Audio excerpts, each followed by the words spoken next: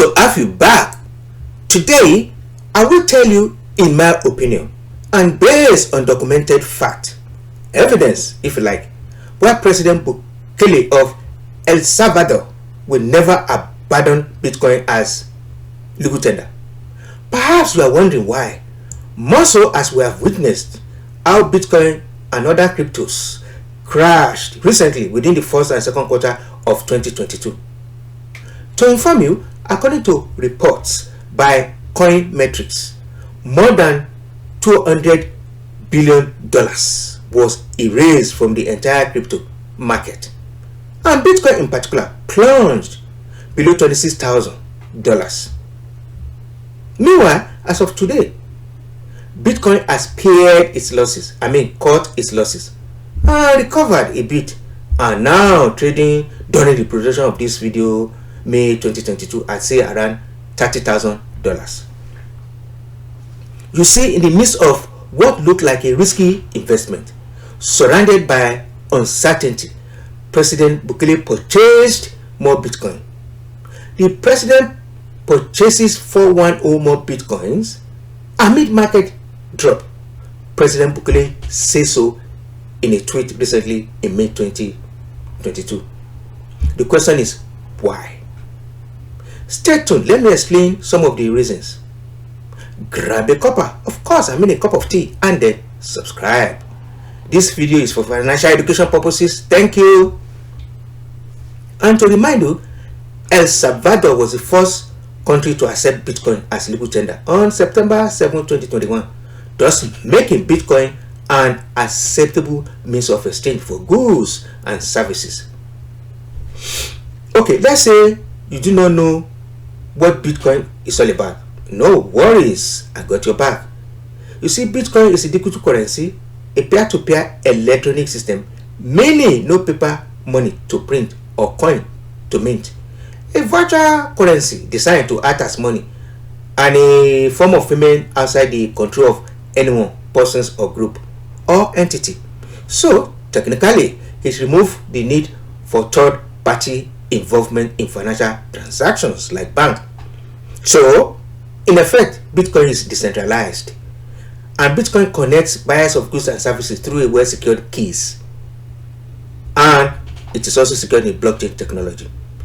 To know more about blockchain technology, cryptocurrency and blockchain, I already produced a video titled Bitcoin, Cryptocurrency and Blockchain Simplified. You will see the clip at the end of this video. Moving on. Now stay with me, let me explain why El Salvador sees or considers Bitcoin as inevitable. You see, El Salvador national currency is the US dollar. The question is how and why. Okay, let me break it down. You see, El Salvador abandoned its currency, the quote-unquote colon, named after Christopher Columbus in 2001, and adopted the US dollar as its legal tender. Why? Because of the consequences of the civil war in the country that negatively impacted the economy, and then hope that the dollar would boost the economy. Hence, the process of quote-unquote official dollarization was perceived as a strategy that would not only reform but also curb inflation and assume it will increase trade with the US and boost the nation's GDP. However, in the case of El Salvador, dollarization does not seem to have improved the economic development. You see, according to data, El Salvador economic growth since adopting the dollar as the official currency in 2001 has not been any higher than it was during the years leading up to dollarization.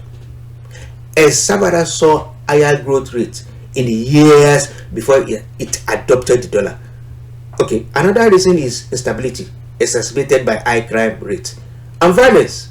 Consequently, investment did not flow into the country as much anticipated due to instability, more so because investors believe their money and capital are not secure. It may surprise you to hear that under dollarization regime, El Salvador has no control over its monetary policy.